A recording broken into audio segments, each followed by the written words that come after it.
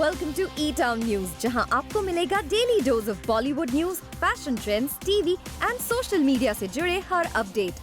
A show which gives you the day's lowdown of all the best happenings in the world of glamour. तो इंतजार किस बात का? Let's take a look at today's headlines. Diwali पर release हुई कौन सी films रही हिट और कौन सी हुई फ्लॉप? कौन कौन से हैं वो साउथ एक्टर्स एंड एक्ट्रेसेस जो कि बॉलीवुड में करने जा रहे हैं डेब्यू? बॉक्स ऑफिस क्लैशेस दोस्तों को बना देती हैं दुश्मन. करण जौहर, अजय देवगन हो या फिर शाहरुख खान और ऋतिक रोशन. यहाँ तक कि आमिर खान और सनी देओल भी टकराए हैं एट द बॉक्स ऑफिस. और दिवाली के खास मौके पर आपको बताते हैं बॉलीवुड के टॉप 10 क्लैशेस के बारे में जिसने कईयों के रिश्ते में ला दी थी दरार. शिवाय वर्सेस ए दिल है मुश्किल. अजय देवगन और करण जौहर कभी बेस्ट ऑफ फ्रेंड्स तो नहीं रहे, लेकिन इनके बीच ऐसी कोई प्रॉब्लम भी नहीं थी कि इन्हें दुश्मन कहा जाए. अजय देवगन की वाइफ काजोल जरूर करण जौहर की one of the best friends में से एक थी, लेकिन फिर अजय देवगन की फिल्म शिवाय के साथ रिलीज हुई करण जौहर की फिल्म ए दिल है मुश्किल, और जिस तरह पब्लिक प्लेटफॉर्म पर जाकर अजय देवगन ने ओपनली करण जौहर को बनाया निशाना for the box office clash, उससे ये साफ हो गया था कि इस बॉक्स ऑफिस क्लैश ने खड़ी कर दी है दीवार between two Bollywood families. Reportedly Kajol ने इस क्लैश की वजह से करण जौहर से अपनी सालों पुरानी दोस्ती तक को ऑलमोस्ट तोड़ दिया था, लेकिन बाद में इन दोनों ने पैचअप कर लिया. वैसे बॉक्स ऑफिस क्लैश के बावजूद ये दोनों फिल्म्स ही 100 करोड़ क्लब में हुई थी शामिल. सन ऑफ सरदार वर्सेस जब तक है जान. अजय देवगन की फिल्म सन ऑफ सरदार और शाहरुख खान स्टारर जब तक है जान के क्लैश ने भी इंडस्ट्री को दो भागों में बांट दिया था. इन दोनों फिल्म्स की स्क्रीन शेयरिंग को लेकर इस हद तक बवाल मचा था कि प्रमोशंस के दौरान इनके बीच कड़वाहट सबको साफ नजर आई थी. अजय देवगन ने शाहरुख खान की फिल्म को बीट करने के लिए अपने अच्छे दोस्त सलमान खान से इस फिल्म में एक स्पेशल कैमियो अपीयरेंस भी करवाया था. लेकिन जहां तक सक्सेस की बात है तो इन दोनों ही फिल्म्स ने ठीक ठाक कमाई की थी, लेकिन कहा जाता है कि सोलो रिलीज मिलने पर इनकी कमाई हो सकती थी और भी ज्यादा. काबिल वर्सेस रईस. शाहरुख खान और ऋतिक रोशन ने कभी खुलकर फिल्म काबिल और रईस की रिलीज के दौरान एक दूसरे को लेकर कुछ नहीं कहा, लेकिन जिस तरह स्क्रीन्स को लेकर इन दोनों ही फिल्म्स की टीम्स ने एक दूसरे के खिलाफ तलवारें खींच ली थी, उससे साफ हो गया था कि सालों पुरानी दोस्ती में कहीं न कहीं आ गई है खटास. वैसे ये बात अलग है कि इन दोनों ही फिल्म्स को फैंस ने एक्सेप्ट किया था और दोनों ही फिल्म्स ने ठीक ठाक बॉक्स ऑफिस पर बिजनेस किया था. ओम शांति ओम वर्सेस सावरिया. शाहरुख खान की ओम शांति ओम और डेब्यूटेंट रणबीर कपूर और सोनम कपूर की फिल्म सावरिया के क्लैश ने भी काफी हेडलाइंस बनाई थी, और कहीं न कहीं संजय लीला भंसाली ने जिस तरह अपना पूरा जोर लगा दिया था इस फिल्म के पीछे, उससे साफ था कि शाहरुख खान के स्टारडम के सामने वो झुकने के लिए नहीं तैयार थे. लेकिन बॉलीवुड में एक से बढ़कर एक रोमांटिक हिट फिल्म्स दे चुके संजय लीला भंसाली शाहरुख खान की ओम शांति ओम से बॉक्स ऑफिस पर बुरी तरह से हार गए थे. Dilwale versus Bajirao Mastani.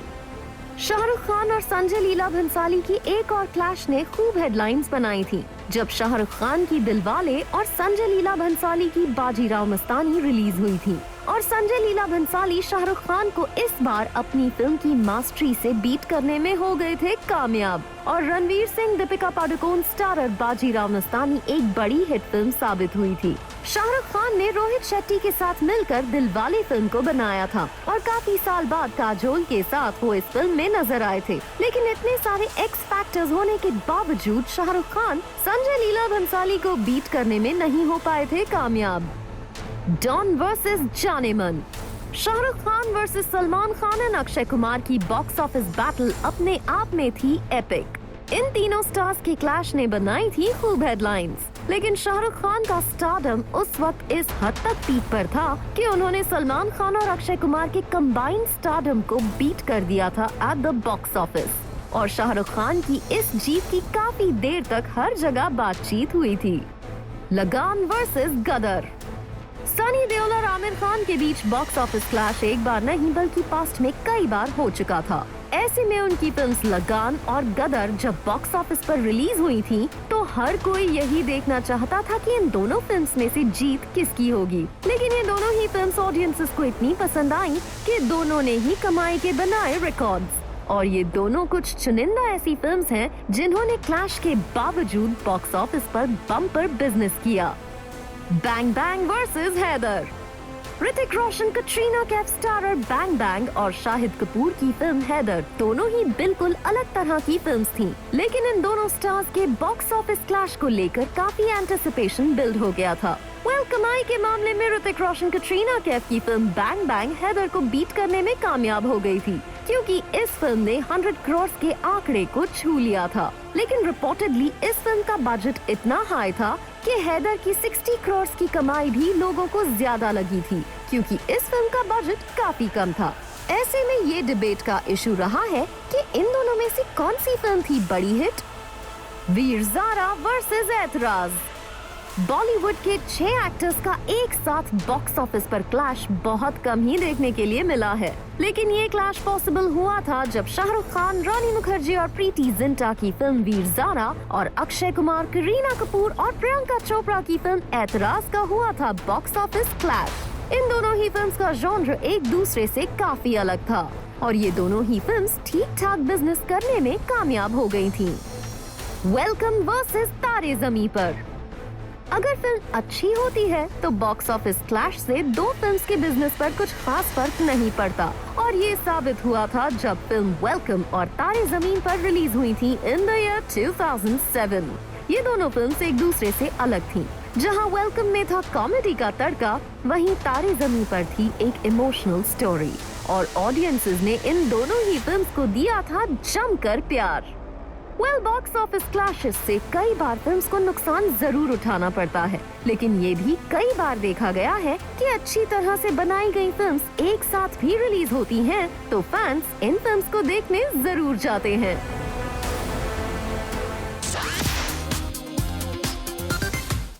South film industry से 3 या 4 नहीं बल्कि 11 सेलेब्स करने वाले हैं बॉलीवुड में डेब्यू। साउथ के 11 सेलेब्स को मिला टिकट टू बॉलीवुड। कौन है ये स्टार्स और कौन सा होगा इनका प्रोजेक्ट? बॉलीवुड में अब तक कई साउथ सेलेब्स डेब्यू कर चुके हैं, जिनमें से बहुत से सक्सेसफुल भी रहे, और अब एक बार फिर कई एक्टर्स को बॉलीवुड वेलकम करने के लिए तैयार हो चुका है। विजय सेतुपति। सबसे पहले बात करते हैं विजय सेतुपति की। साउथ इंडस्ट्री के फाइनेस्ट एक्टर्स में से एक विजय सेतुपति साउथ में अब तक actor, producer, lyricist and dialogue writer के तौर पर काम कर चुके हैं, और अब वो करने जा रहे हैं बॉलीवुड में डेब्यू फिल्म मुंबईकर से। आपको बता दें कि इस फिल्म में विजय सेतुपति के साथ विक्रांत मैसी, संजय मिश्रा, रणवीर शोरी, सचिन खेड़ेकर और तान्या मनिकतला भी नजर आएंगे। अल्लू अर्जुन। साउथ में या कहीं पूरे इंडिया में मैसिव फैन फॉलोइंग रखने वाले अल्लू अर्जुन भी फिल्म पुष्पा के साथ हिंदी मार्केट में एंट्री करेंगे। पुष्पा एक मल्टीलिंगुअल रिलीज होगी, जिसे हिंदी के साथ साथ कई लैंग्वेजेस में रिलीज किया जाएगा। विजय देवरकोंडा। सुपरहिट फिल्म अर्जुन रेड्डी के स्टार विजय देवरकोंडा करण जौहर की फिल्म लाइगर से करेंगे बॉलीवुड में ग्रैंड डेब्यू। इस फिल्म में उनके ऑपोजिट नजर आएंगी अनन्या पांडे। विजय देवरकोंडा इस फिल्म में एक बॉक्सर का कैरेक्टर प्ले करेंगे, और ये एक मल्टीलिंगुअल प्रोजेक्ट है। रश्मिका मंदाना। नेशनल क्रश रश्मिका मंदाना सिद्धार्थ मल्होत्रा के साथ फिल्म मिशन मजनू से बॉलीवुड में कदम रखने जा रही हैं। It is also said that she is a part of good boy starring Amitabh Bachchan. वैसे सिर्फ 2 फिल्म ही नहीं बल्कि अपने एक इंस्टाग्राम लाइव के दौरान उन्होंने बताया था कि वो 3rd फिल्म भी साइन करने वाली हैं। She said, I am doing 2 Bollywood films and soon I will be signing the 3rd one. Junior NTR. Well, on the other hand, Junior NTR is all set to explore Hindi-speaking market with SS Rajamouli's RRR, which also stars Alia Bhatt, Ram Charan and Ajay Devgan. ये film Telugu, Hindi, Tamil and Malayalam में भी release होगी। Shalini Pandey. Film Arjun Reddy से overnight sensation बनी शालिनी पांडे के लिए भी बॉलीवुड के दरवाजे खुल गए हैं, और उनका डेब्यू बॉलीवुड के बिग स्टार रणवीर सिंह के साथ फिल्म जयेश भाई जोरदार से होगा। Although film's release has been postponed because of the pandemic, लेकिन अब ऐसी उम्मीद है कि जल्द ही इस फिल्म की रिलीज की अनाउंसमेंट हो सकती है। अदिति शेष। एक्टर अधिविशेष जो क्षणम, गुडाचारी और एवरू जैसी फिल्म्स में अपनी परफॉर्मेंस के लिए जाने जाते हैं, जल्दी एक बॉलीवुड फिल्म में NSG कमांडो संदीप उन्नीकृष्णन की भूमिका में दिखेंगे। ये फिल्म 26/11 टेररिस्ट अटैक पर बेस्ड होगी और ये एक हिंदी तेलुगु फिल्म है। बेलमकोंडा साई श्रीनिवास। तेलुगु फिल्म्स में मैसिव सक्सेस के बाद बेलमकोंडा साई श्रीनिवास SS मुली की 2005 में आई मूवी छत्रपति के हिंदी रीमेक में नजर आएंगे। इस फिल्म को VV विनायक डायरेक्ट करेंगे और जयंती लाल गाड़ा पेन स्टूडियोज इसे प्रोड्यूस करेगा। जीवा। तमिल फिल्म्स में अपना जादू चलाने के बाद एक्टर जीवा रणवीर सिंह स्टारर 83 से बॉलीवुड डेब्यू करने वाले हैं। He will be seen as Chris Srikanth in the biographical sports film based on 1983 World Cup win। इस फिल्म को डायरेक्ट किया है कबीर खान ने और प्रोड्यूस किया है दीपिका पादुकोण और साजिद नाडियाडवाला ने। कार्थी। साउथ स्टार कार्थी भी हिंदी मार्केट में मणि रत्नम की पोन्नियिन सेल्वन से डेब्यू करने के लिए तैयार है। ये फिल्म हिंदी के अलावा और भी कई लैंग्वेजेस में रिलीज होगी। परिणीता सुभाष। एक्ट्रेस परिणीता सुभाष ने ऑलरेडी बॉलीवुड में अपनी जर्नी की शुरुआत कर ली है विद फिल्म्स लाइक हंगामा 2 एंड भुज। और रिपोर्ट्स की माने तो वो कुछ और हिंदी प्रोजेक्ट्स बहुत जल्द साइन करने वाली हैं। वैसे इन 11 सेलेब्स के अलावा साउथ फिल्म इंडस्ट्री की सुपरस्टार समांथा रूथ प्रभु ने भी हिंदी एंटरटेनमेंट इंडस्ट्री में अपना कदम रखा with popular web series family man season 2। इस वेब सीरीज में वो मनोज बाजपेयी, प्रिया मणि और शरद केलकर के साथ नजर आई थी। आप किस साउथ सेलेब का बॉलीवुड डेब्यू देखने के लिए एक्साइटेड हैं? Coming up on the show, Mrunal Thakur ने जूम से किया exclusively interact.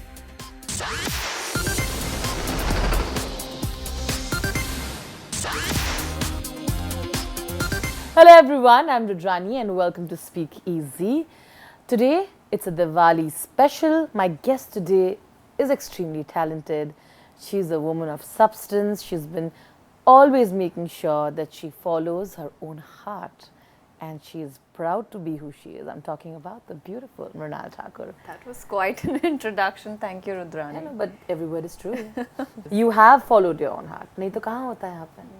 I know, I swear. And I'm happy that I was firm and I never got affected by the people around me and I just stuck by whatever dreams I had. I just wanted to fulfill that.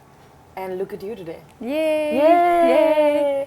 So tell me, why did you want to, I mean, I'm sure you haven't done this before. Yeah. And why was it so important for you to do this one? What sort of worked for you? Well, Rudrani, you know how workaholic I am and the time that we get between two films, you know, there was only like 3 days, so the music album is like for 3 days or 4 days or 5 days max, but this song was for 3 days and I was like, through the song, through the music album, I could, through the music video, I get to play a character and also it's with Guru Randhawa and who doesn't love him, everybody loves him.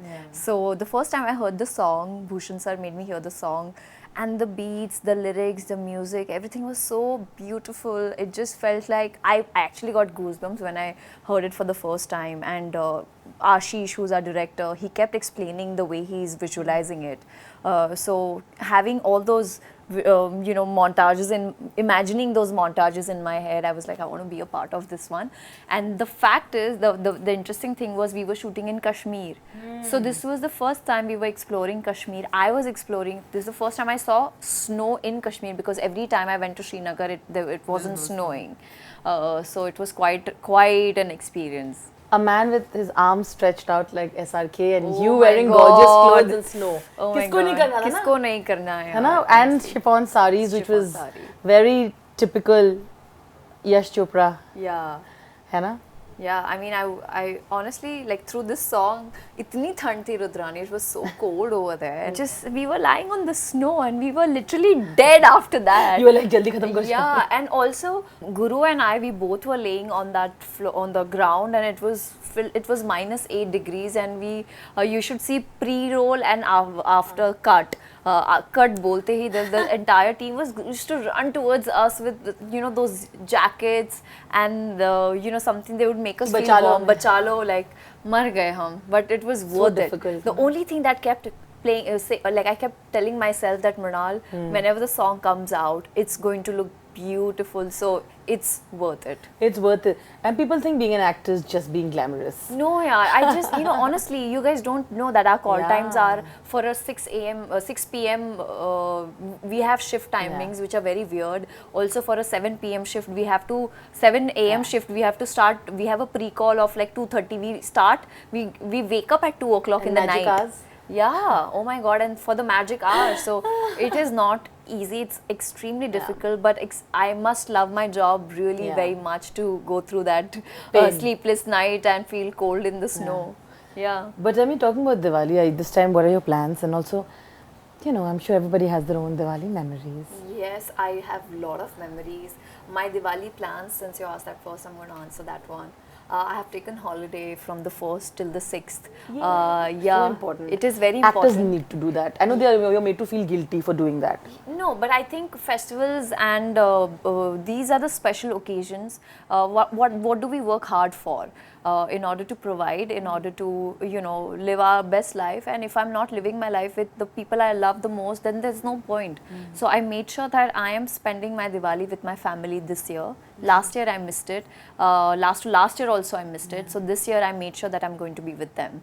And Diwali memories, I remember I used to always finish my school and go back to my Nana Nani's place, and all the cousins would gather there. I think Diwali is the only time for all of us to gather, and we would, I used to get so scared about patakas and pulja. I was never into that because I was first scared, and now I've realized that it's really awful for the environment.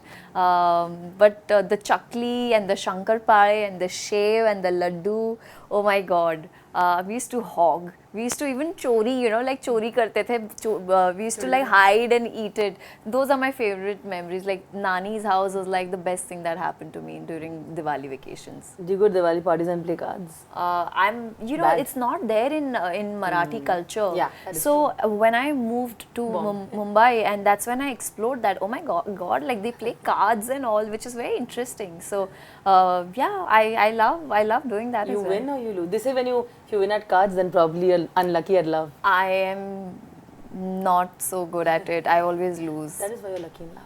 Oh really?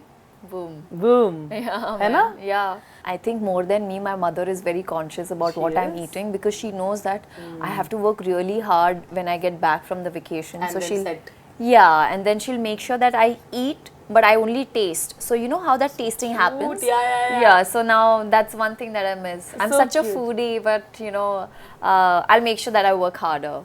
So when I cute. come back. Yeah. But you have such a great lineup. I must say that. And tell me, do you think now you're at that position where you can sort of command what you want and make those changes also, And I feel that you have been doing that consciously.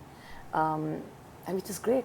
Talking about the command, Rudrani, I always had that from day one. I never things become very different when the actor becomes a superstar. But they become demanding. But I think that I was very clear as compared to, as if you ask me about the vision that I had for myself. I always knew what I wanted to, and that also means that I don't want to waste time doing something that I don't want to do. So talking about, like, I want to be versatile, I want to work with different filmmakers, and I have decided that the first 10 to 15 films that I do in Bollywood, my first 10 to 15 films, it's purely going to be based on experience, and I want to make sure that I work with the best directors in the nation and gain knowledge from them, because this is something like the journey is very important, irrespective of how big or small the part is. But yeah, you said the woman of substance earlier. I'm glad. That's a great compliment. So thank you so much for that. Because you also say what you want to, right? And here you're always told to be a certain way, which is so... I always spoke my mind, because that's how my parents raised me as. They said that if you like something, go for it. If you don't, just say that you don't. Be assertive. Yeah, be assertive. And that's one quality that I have in me, which I'm extremely proud about, because I don't want to waste my time. I don't want to do something that would not make me happy later. You know what I mean, right? Yeah, I know what you mean. And then, of course, we have Jersey and so much more.